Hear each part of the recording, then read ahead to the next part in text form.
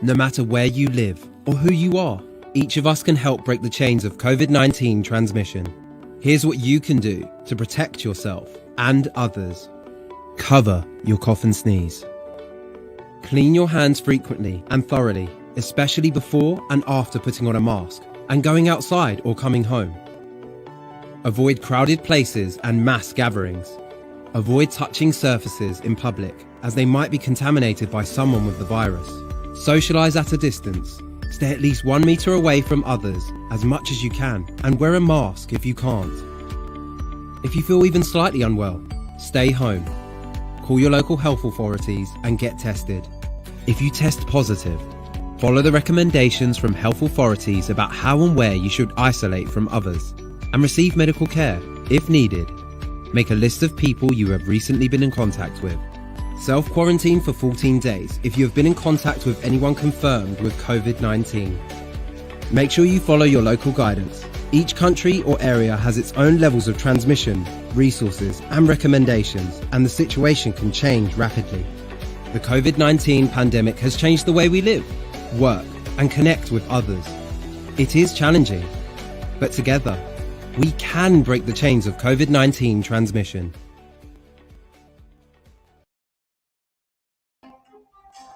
Good evening and welcome to the 5th Congressional District Primaries Candidates Forum. My name is Collins Kofi Opon, the moderator. This event is sponsored by the African Career Education and Resources ACER Incorporated and brought to you by Africa Let's Talk. ACER is a non-partisan community organization. It encourages informed and active participation in government, works to increase understanding of major public policy issues, and influences public policy through education and advocacy. ACER neither supports nor opposes candidates for office at any level of government. At the same time, ACER works to influence policy through advocacy. We conduct every forum with the utmost respect for neutrality and partisanship. Our intention is to inform the public. Thank you all for attending this evening's presentation. We look forward to a lively discussion of issues important to voters. Before I introduce the panelists, let me review the ground rules for tonight's event. Each candidate will have 2 minutes to make an opening statement. After the opening statement, each candidate will take questions and will have 1 minute to respond to each question. Candidates will then take questions from the audience. Responses to these questions will be limited to 45 seconds. Members of the audience are asked to submit questions via the comment section from the ACER and African Let's Talk Facebook pages. Questions will be consolidated by volunteers, and I, as moderator, will ask the consolidated questions. Not all questions will be asked. They will be grouped by topic so that a range of subjects may be covered in time frame allowed for the forum. Finally, each panelist will be given 1 minute to present their closing statement. At this moment, I would like to introduce the candidate for the first forum for tonight. Les Lester. Hello. John Mason. Michael Moore. And Daniel Patrick McCarthy. Gentlemen, you are welcome. Thanks for having us. All right. Thank you so very much, gentlemen, for being on the show. So please, like we said earlier, if you have any device on your side, you want to mute it at this time whilst we go into the main discussion for tonight. To begin with, each candidate will be given up to 2 minutes for the opening statement. And I would like to begin with you, Les Lester. Please, 2 minutes for your opening statement tonight. Thank you so much, Mr. Bayan. I just want to say to the public that this is not a time for business as usual politics. COVID-19 has accelerated us into the future. Researchers had thought perhaps 30 years from now, we would be where we are from an economic perspective. Because of automation, over the last few decades, in the Midwest states of Ohio, Western Pennsylvania, Wisconsin, Ohio, well, mentioned Ohio, Missouri, and a couple other states, they lost almost 4 million jobs, about 3.5, a little more than that, million jobs. And that's one of the reasons that Donald Trump was elected. And we're in a situation now that retail stores, probably 30% of them won't open again after the COVID-19. And in fact, if you think about how long they've been working on the HIV/AIDS vaccine, we may not find a vaccine as soon as we think. I hope we do. But if we don't, we need to initiate a universal basic income. It's basic Keynesian economics. We're basically doing that partially right now, but we need our congressmen to be unafraid to do this, because our economics is based on our economy. It's not backed by gold anymore. So if the Federal Reserve needs to put cash into the system, they can do that without any harm, and they can issue price controls, and we could be at a very safe, more safe level than we currently are. All right. Thank you so very much. Let's start for your opening statement. Now, also to you, John Mason, please. You have 2 minutes for your opening statement. Thank you very much. Friends and neighbors of Minnesota's 5th District, I'm John Mason, and I'm running for U.S. Congress to create a more united and inclusive Minnesota. I will work for you to advance equity and improvements in our education, our environment, healthcare, and our economy. I'm a true Minnesota progressive. And Minnesota progressives are guided by their Midwestern values of hard work, fairness, and a real determination to really get the job done as one Minnesota. I believe that at this time, we have the opportunity to come together as a community. When you see me, when you learn about who I am the embodiment of real cultural change not only here in Minnesota, but throughout the United States. Change has come, positive change has come, and I am determined to join the people of Minnesota to move the needle forward, to move the ball forward on this change. And I'm not only going to raise the issues, but I'm going to provide real solutions to get the job done for the people of Minnesota's 5th District. And with that, I want to join you, and I want you to join me to make sure that we can make the change that we so desperately need at this time. Thank you. Thank you very much, John. Now I bring you in Michael Moore, please. 2 minutes for your opening statement. Well, thanks for inviting me to your forum. I greatly appreciate your principles of including every candidate in this discussion. Candidates such as myself always struggle for opportunities to make our voices heard to the general public. As people may or may not know, I'm refusing to accept any money, any contributions, any donations from people. I honestly believe that money is absolutely corrupting American politics in general and our elections process very specifically. And I'm not interested in winning by playing by the same corrupt game that other people are playing by. If I win, it's in order to accomplish something meaningful, which means I'll have to uphold a very complicated and unique kind of idealism. Let me take the time to invite people to our website where you can find out a lot more about these issues and other issues. It's usrepmore.com. There you'll find a detailed breakdown of many subjects and issues that will take you even further into the explanations about why this is so important. My name is Michael Moore, born and raised in the 5th District. Many may have known me from my successful operations like the Braid Factory, 25-year hair braiding salon in South Minneapolis.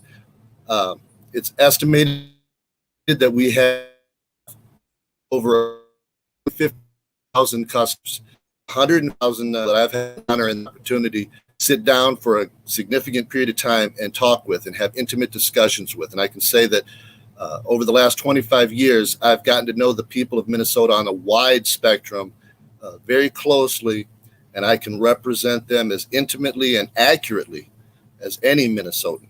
I've been asked to run for years, and was brutally on May 25th, that the next day I went to the Secretary of State's office and filed for my candidacy.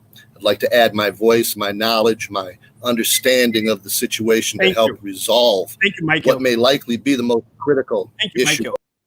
All right, now I bring in Daniel McCarthy. Please, you also have 2 minutes for your opening statement. Thank you.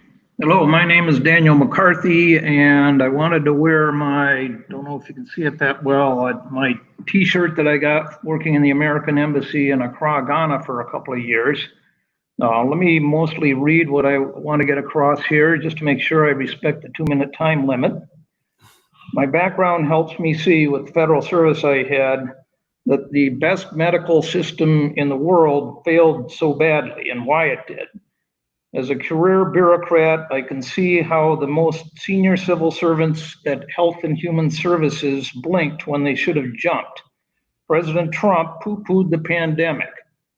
So his political appointees felt constrained from treating the nothing burger health scare, and that came down to the subordinate groups.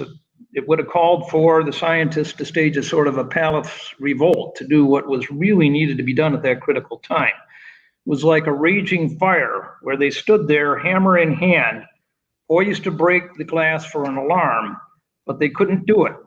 The kind of person who seeks security comes into the federal government, and that's the opposite of a whistleblower. So I think it would be helpful if we emphasized hiring veterans for senior positions in HHS, so that if this ever happens again, we're going to have people who are used to responding to life-threatening situations promptly and without allowing themselves to be frozen. So basically, I'm an idea person who has relevant experience, U.S. immigration, refugee interviews, policy analysis with immigration, Desert Storm veteran. I was a legal aid lawyer at a couple of years, as I said, in Accra, Ghana, overseas. All right, thank you very much.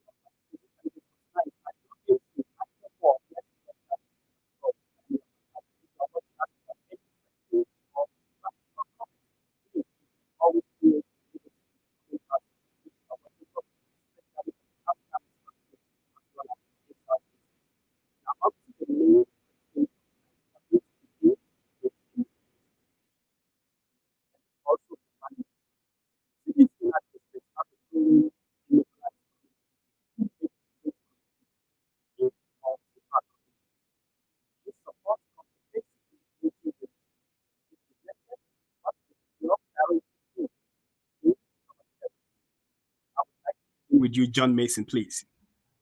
Unfortunately, it's for 1 minute. I was unable to hear anything that you said. You had quite the echo. Could you repeat the question for me, please? Yes, I will repeat the question for you. The question is that cities in our district have a growing immigrant community who make great contributions to our communities. Do you support comprehensive immigration reform? If elected, what would be your priorities to the change or to change our current system? Yes, I do support comprehensive immigration reform. I also do support the Dreamers Act. And I believe that we need to reform and improve that system to make sure that there's a real pathway to citizenship. I am not in support of coordination or collaboration with local law enforcement, with ICE or any other immigration enforcement organization. I believe that the problems that we're having is based in xenophobia and systemic racial bias. And I think that we have an opportunity to make sure that everyone has access to really what is at the core of America. And this is who we are as a people, and immigration is at our foundation. So we need to look at the issues, come together as a people, and make sure that we provide real access to real comprehensive immigration reform, and also to provide asylum for those individuals who— Thank you very much, John Mason. Now to you, Michael Moore, you also have 1 minute for the question on immigration. Oh, immigration. Yeah, that's so simple. Well, first, I'm someone who has actually worked for years, for decades, to enrich the lives of specifically African women immigrants at some considerable cost. In the 90s, I was put in for refusing to close down the braid factory because the state of Minnesota considered it to be an illegal operation. But now I see that there are literally dozens of natural hair salons in the state, and some of which are owned and operated by braid factory staff members. And so I consider it time well spent. We all know the immigration system is in desperate need of a complete overhaul, but immigration is actually just one issue that's a victim of our broken political system. And let's be honest, we are not going to solve the immigration issue as long as the political system is so divided and fractured and totally broken. With the kind of gridlock that we have in Washington, issues like immigration are just, it's a non-starter. So we Thank need you very much, Michael. You've exhausted the 1 minute. Definitely, I want to bring in Daniel. Please, you also have 1 minute for the question on immigration. Well, thank you. I do support comprehensive immigration reform. And as a matter of fact, in the last initiative, I was working in the go-to element of the entire U.S. government, the Office and Policy Office of the U.S. Citizenship and Immigration Services. So we actually got a kind of a nuts and bolts weigh-in opportunity, sort of late in the game, but better late than never. And there are plenty of people who know a lot about it who I think should be consulted working within the government next Michael, time around when hopefully. Yes, do you hear me? Yes, you were going in and out, and I'm not sure why. Okay, let me just do the best I can here. I do think we need ICE. I don't think we can abolish it without abolishing the rule of law, and the rule of law is why people left. I did so many refugee interviews because people weren't getting the benefit of the protection of the law, and it was turning against them. So I'm for humanitarian immigration. There's also employment-based and family-based. Family-based is good for other countries too, in the sense that it can provide people. Thank you so very much, Daniel. Your 1 minute has been exhausted. Now I want to come to you, candidates. Please, 1 minute for the same question on immigration. I am certainly for comprehensive immigration. I think whenever we look at any situation, we need to look at the roots of the situation. Prior to probably even after the 1940s, there were very few Africans allowed to immigrate to the United States. And of course, we know how the segregation was in the South, et cetera.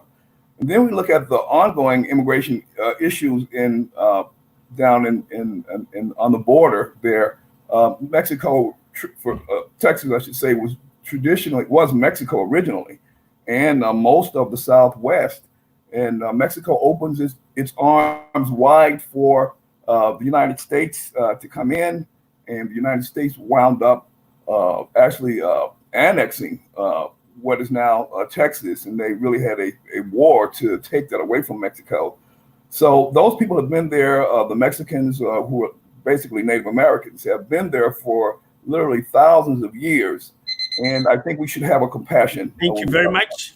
Immigration. Thank you very much, Les. Once again, this is African Let's Talk. My name is Collins Kofi Opon. You can call me Mr. Beyond. And this is the 5th Congressional District Candidates Forum right here on African Let's Talk, and it's sponsored by ACER. We are taking a quick break, and we will be right back.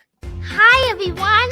I'm Victory Banker. I'm a 7-year-old opera singer, and I'm also an actress. I come from a big family. I have 10 brothers and sisters.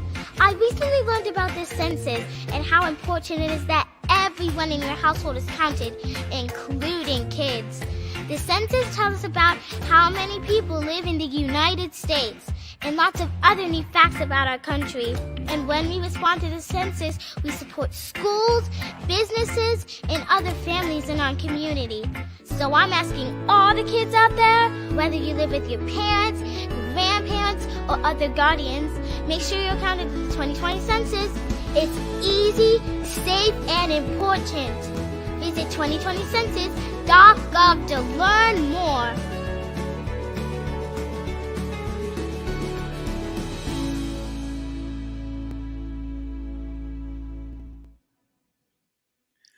Welcome back to the 5th Congressional District Candidate Forum. And actually, this is the first forum. The second forum takes place at 7:30 tonight.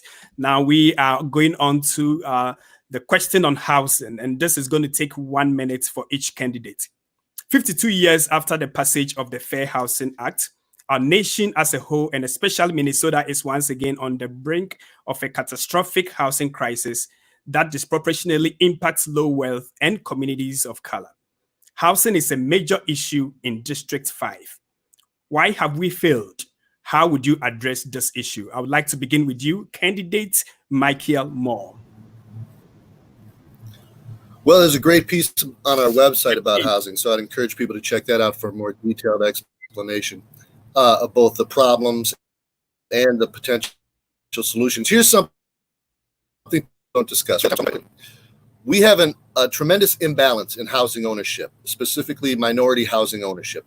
When you have an imbalance, you cannot correct it by simply applying equal measures now. You can't start now and say, well, now we'll do things equally. You have to apply a similar type of inequality in order to get the imbalance correct.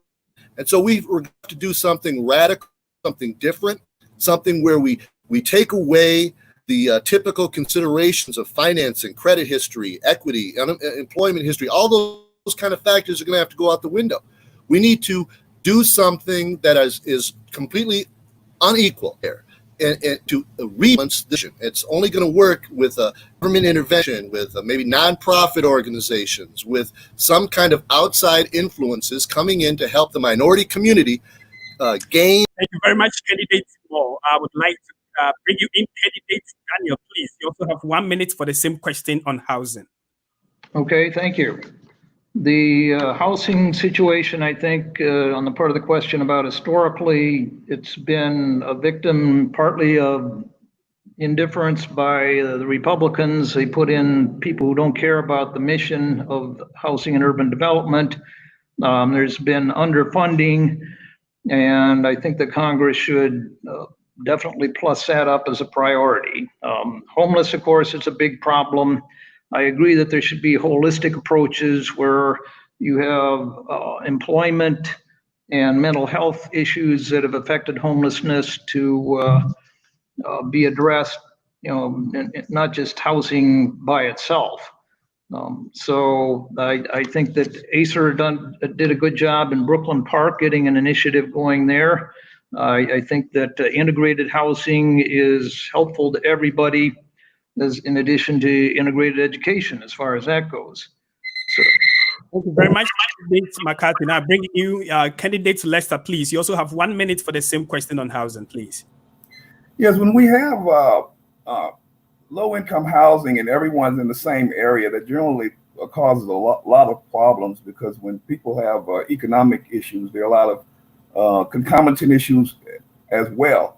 I think we're heading towards scattered site housing, where people, if you can get family surrounded by people who are in a better economic situation, it kind of rubs off on them. Also, the main thing is that you've got people who have been systematically suppressed and they were held out of the economic system. And so I believe that if we go ahead and initiate this universal basic income, where we can ensure that everybody, the husband gets $2,000, the wife gets $2,000. If you got a couple of 18-year-olds in the household, they get $2,000 a month as well. They can pool that money. Sometimes people think because people are poor that they're not good managers or they're bad people, but those people throughout the nation able to get just the basic income. Thank you very much, candidate Les, please. Now I bring you in, candidate John Mason, please. You also have 1 minute for the same question on housing, please. Yes, thank you very much. I believe that we do have a housing crisis. However, really the crisis is around racial discrimination, a systemic racial discriminating construct that has provided the situation that we are in right now.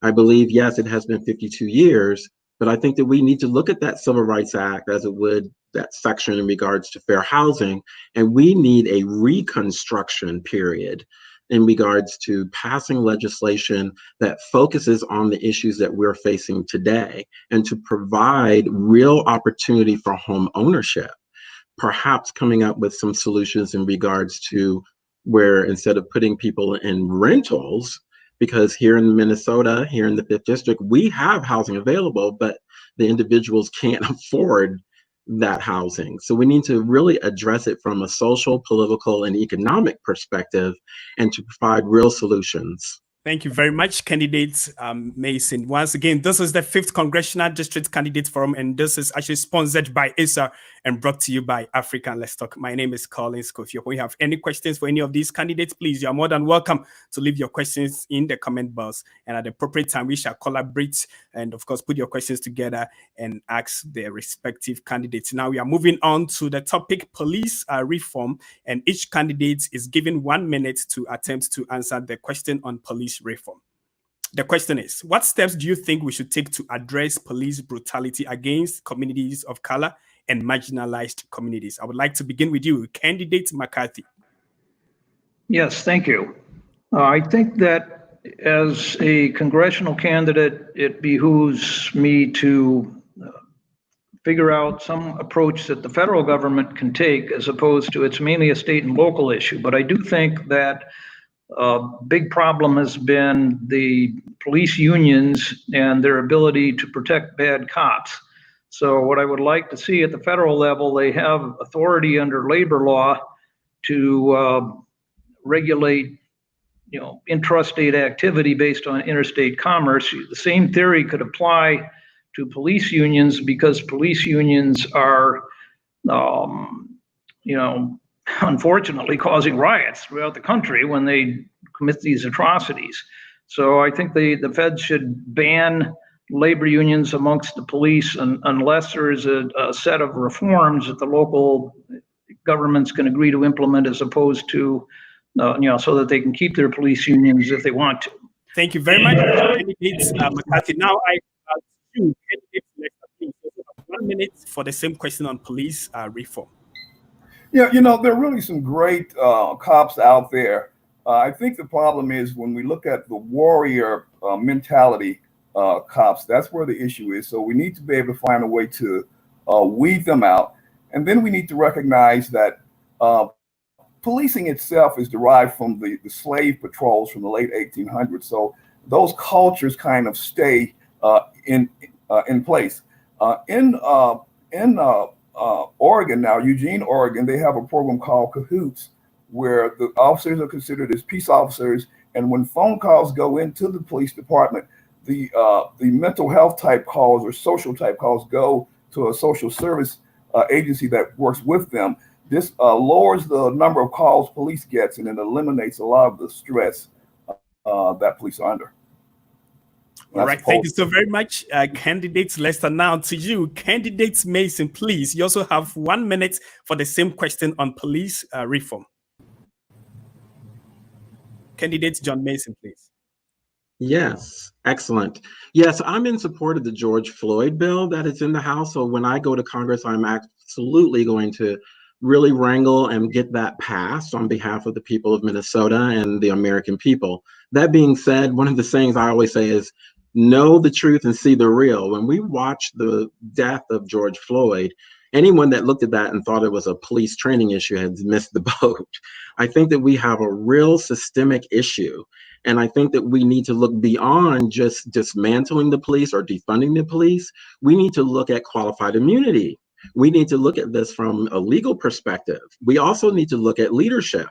Don't just look at the police department. We need to look at city council, the mayor, those individuals who are in charge, and do a comprehensive approach to a very complex and comprehensive issue. Black Lives Matter. And we need to make sure that we have a new system that does not result in the same atrocities. All right. Thank you very much, candidate Mason. Now to you, candidate Moore, please. 1 minute for the same question on police reform. Well, we have to do something immediately about this problem, because it's going to happen again. The Minneapolis police, based on how often they kill members of our community, they're already overdue. Okay, so we cannot. That's one thing, is we have to do something right now. The second thing is that we continue to blow up our neighbor, burn down our own economic base. So we have to do something that makes sense, that's not counterproductive. One thing we can do is we can immediately establish some kind of an oversight agency that is independent, that is not a part of the police department, that has authority to prosecute, to terminate, to investigate. And an agency like this, real power, that can go in situations of harassment, corruption, of a violent act, of a killing, and can actually affect real results. Thank you very much. Thank you. Thank you, candidates Moore. Now we are actually moving on to the question on healthcare, and each candidate is also allotted 1 minute for the question on healthcare. The coronavirus has exposed the great disparities that communities of color have always had to contend with, especially access to affordable healthcare without it resulting in bankruptcy. Do you support Medicare for all as a measure of comprehensive healthcare reform? Why or why not? I would like to begin with you, candidate Lester, please. No question, Medicare for all. Medicine and good health is really should be our inherited wealth of the people. Fact of the matter is, the National Institute of Health has been getting grants for decades, and so this money that a lot of the pharmaceuticals, our tax monies, have allowed the pharmaceuticals to get access to great scientific discoveries. And now they're turning around selling it to us above market price. My wife was required to use an EpiPen starting several years ago, and it was $90, maybe $110 when she got it. The next year, it was between $700 and almost $1,000. It was literally almost $1,000 until the Congress had to put pressure on the pharmaceutical companies, and they were able to go down. There's no reason that American pharmaceuticals should cost more than they do in other nations. So we certainly need a single payer so we can have the global market to purchase our pharmaceuticals and healthcare services. Thank you. Thank you very much, candidate Lester. Now to you, candidate Mason, please. You also have 1 minute for the same question on healthcare. Absolutely. I'm in support of Medicare for all, but I have to look at the realistic issues and the realistic situation that Medicare for all faces in the House and in the Senate. It can't pass. Even among Democrats, 75% of Democrats in the House and 90% of Democrats in the Senate are against Medicare for all. So we have to get something done. We're in crisis. And I believe the way to universal health care and to Medicare for all is through ACA, Obamacare, and to add that public option. I'm a progressive, and we have to get things done. Medicare for all or bust is not helping the crisis that faces the people of the Fifth. We have to move the ball on this, and I believe the way to Medicare for all is through ACA, Obamacare. Improve it, save it, add that public option, and together we will get there. And when it comes before me, I'll sign it. All right. Thank you so very much, candidate Mason. Now I bring you in candidate Moore, please. 1 minute also for the same question on healthcare.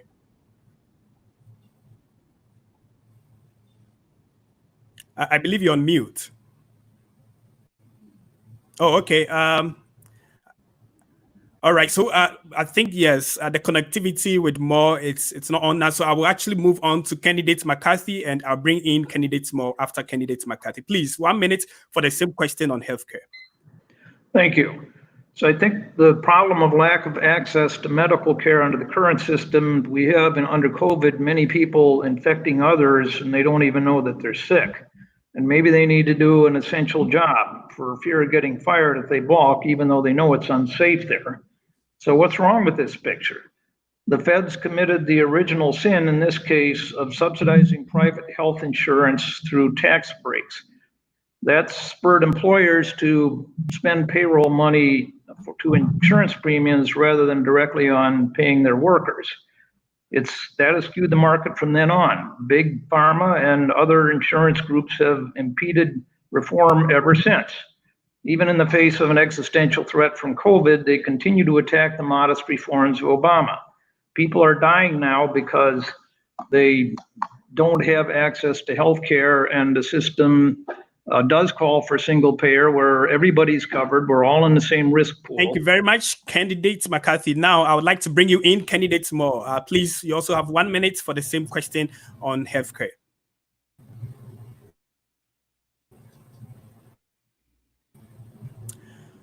All right, it seems we're still having connectivity issue trying to get Candidates More. At this moment, we're going to take a quick break. Once again, this is the 5th Congressional District Candidates Forum. We are taking a quick break and we will be right back. No matter where you live or who you are, each of us can help break the chains of COVID-19 transmission. Here's what you can do to protect yourself and others. Cover your cough and sneeze. Clean your hands frequently and thoroughly, especially before and after putting on a mask and going outside or coming home. Avoid crowded places and mass gatherings. Avoid touching surfaces in public as they might be contaminated by someone with the virus. Socialize at a distance. Stay at least 1 meter away from others as much as you can and wear a mask if you can't. If you feel even slightly unwell, stay home. Call your local health authorities and get tested. If you test positive, follow the recommendations from health authorities about how and where you should isolate from others and receive medical care if needed. Make a list of people you have recently been in contact with. Self-quarantine for 14 days if you have been in contact with anyone confirmed with COVID-19. Make sure you follow your local guidance. Each country or area has its own levels of transmission, resources, and recommendations, and the situation can change rapidly. The COVID-19 pandemic has changed the way we live, work, and connect with others. It is challenging, but together, we can break the chains of COVID-19 transmission.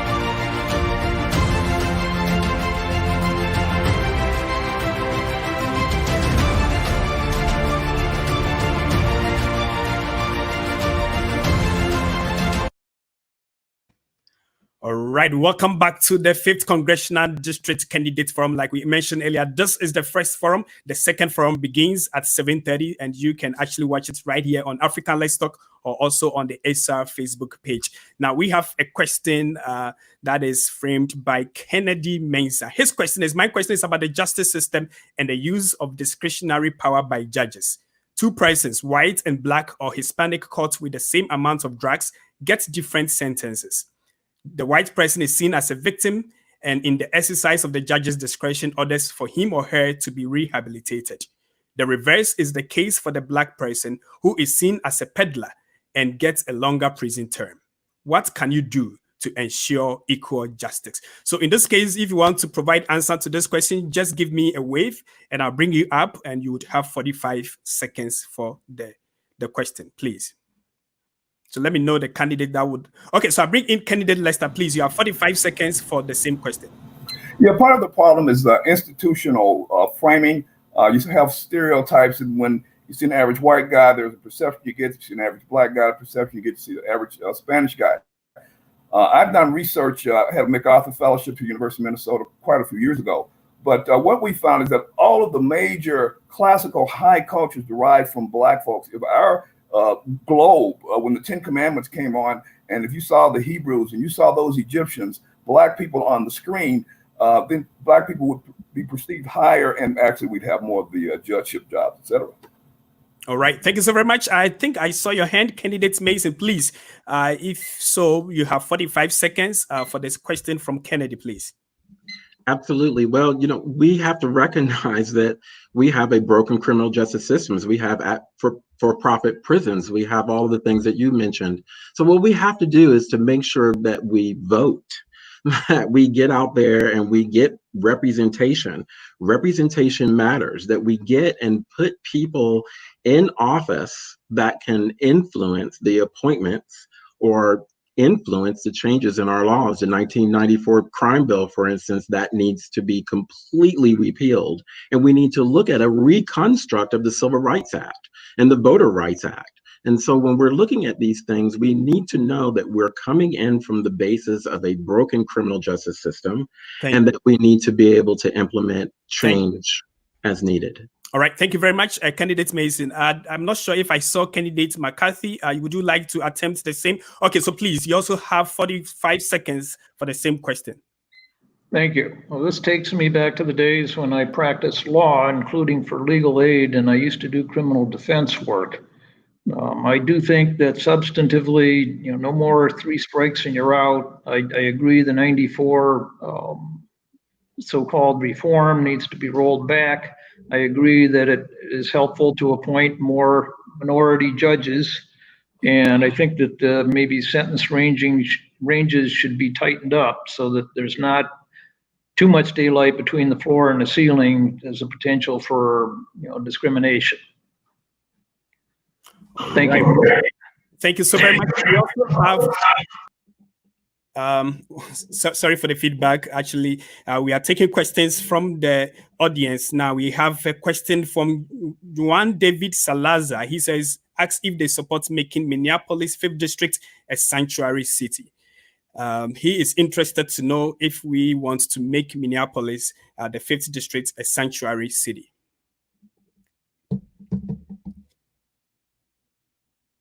Does anybody want to take that question, please? All right, I see Candidate McCarthy, please. Okay, thank you. Again, my immigration background, I think, is helpful. There is sort of a karma to this in a perverse way. The sanctuary cities said no cooperation of local police and the federal law enforcement, and now, like in Portland, Oregon, and other places, we see the federals intervening where they're not wanted. Of course, that takes a new administration to reverse that. I think if it's evidence-based that sanctuaries do help people come forward because they trust police more, we certainly want to see police in having credibility and trust. And if that's a way to get there, we absolutely, I agree with that approach. All right, thank you so very much. I see that candidate Michael Moore is in now. And actually, before you went out with your because of the connectivity issue, the question was on healthcare, and I will give you the opportunity for 1 minute to answer the question on the healthcare. The question said the coronavirus has exposed the great disparities that communities of color have always had to contend with, especially access to affordable healthcare without it resulting in bankruptcy. Do you support Medicare for all as a measure of comprehensive healthcare reform? Why or why not? So please, you have 1 minute for the question.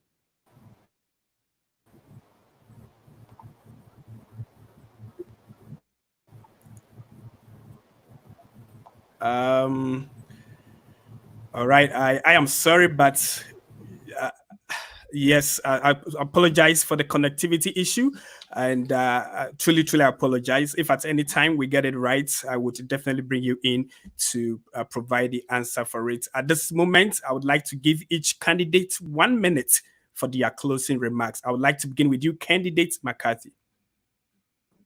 Thank you.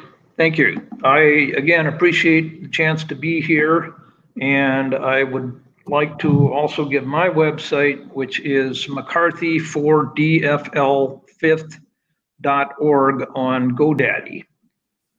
And I do have some more information there. I do think I've got another idea as far as World Health Organization testing. I would love to see the next time around that if they come up with a test early on like they did and we end up flubbing ours, that we don't have a disaster like has hit us now.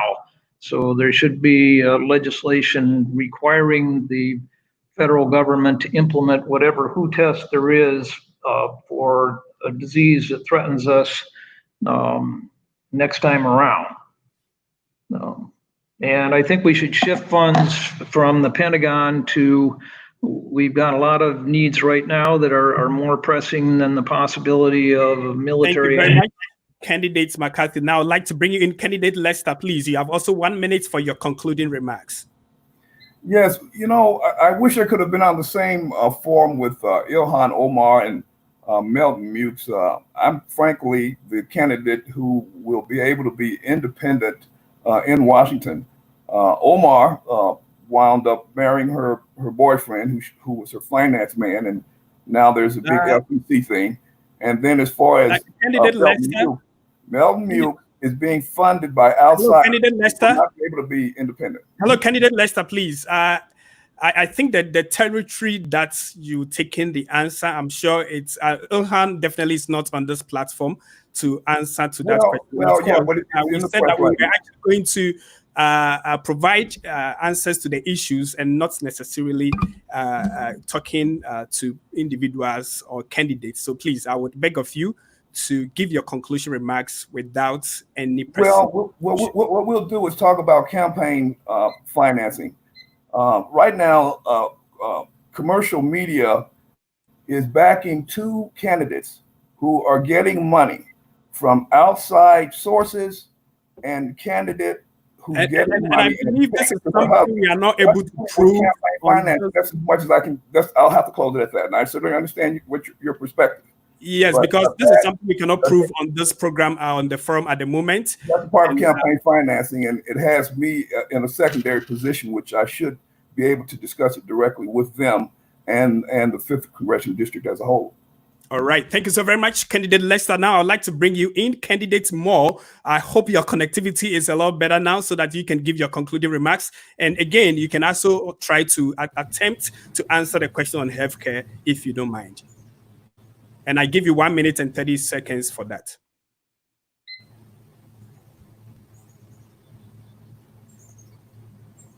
I'm sorry, Candidate Moore, we are not able to get a feedback right. So I would like to bring you in. Candidate Mason, please, you have 1 minute for your concluding remarks or closing statement for tonight's forum.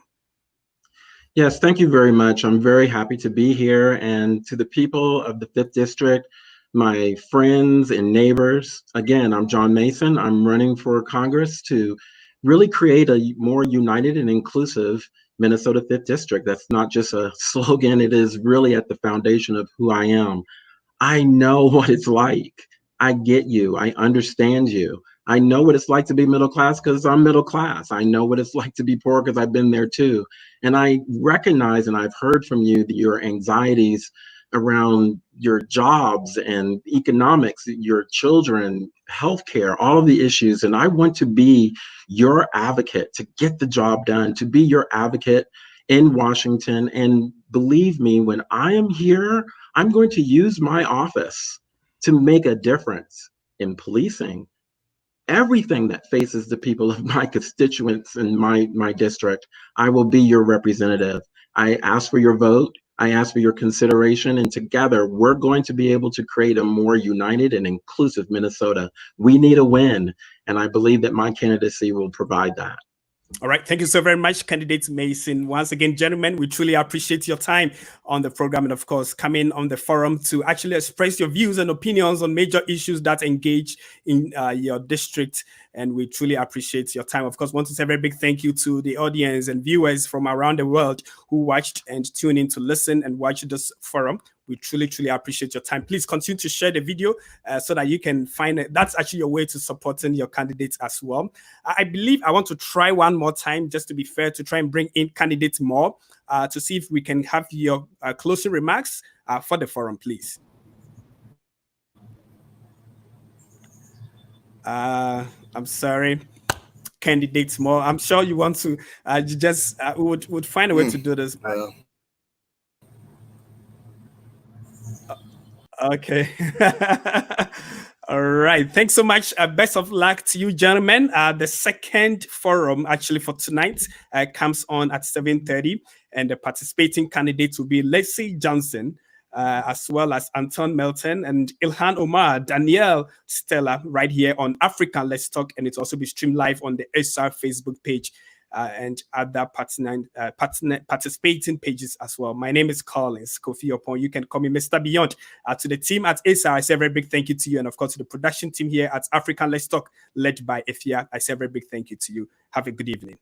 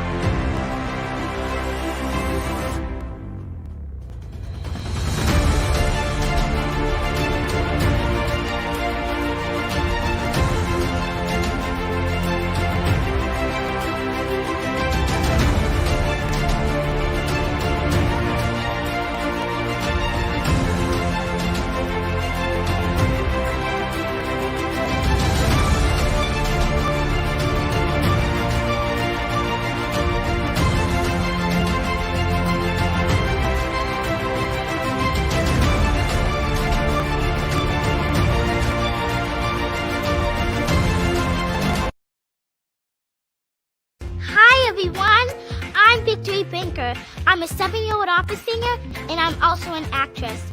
I come from a big family. I have 10 brothers and sisters. I recently learned about the census and how important it is that everyone in your household is counted, including kids. The census tells us about how many people live in the United States and lots of other neat facts about our country. And when we respond to the census, we support schools, businesses, and other families in our community. So I'm asking all the kids out there, whether you live with your parents, grandparents, or other guardians, make sure you're counted for the 2020 census. It's easy, safe, and important. Visit 2020census.gov to learn more.